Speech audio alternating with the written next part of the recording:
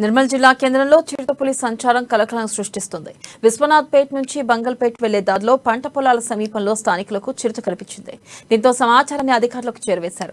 ఘటనా స్థలానికి చేరుకున్న అటవీ అధికారులు పాదముద్రలను సేకరించారు.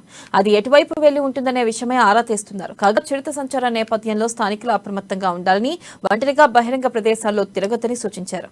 అయితే పులిని వీలైనంత తొందరగా పట్టుకోవాలని అధికారులను నిర్మల్ ప్రాంత వాసులు కోరుతున్నారు.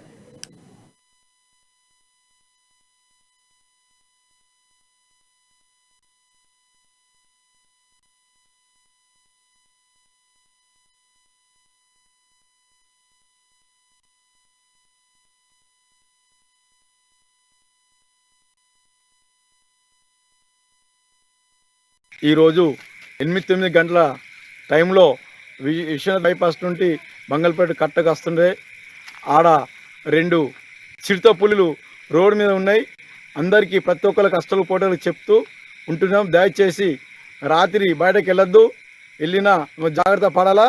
కాబట్టి ఇది మరి ఫారెస్ట్ ఆఫీసర్ వాళ్ళకు తెలియజేయాలి. ఎందుకంటే ఇప్పుడేమైనా తెలియదు, రోడ్డు మీకు వస్తే ఓల మీద అంటే వాళ్ళ మీదకి పట్టట్టు ప్రయత్నం చేస్తున్నాయి. కాబట్టి బంగల్పేట నుంచి విశ్వనాథ్పేట మహాలక్ష్మివాడ రాంగా మధ్యలో పక్కన ఒక చిరుతపులి కనిపించింది. మాకు కల్లారా చూశాను. నేను చాలా భయపడిపోయాను.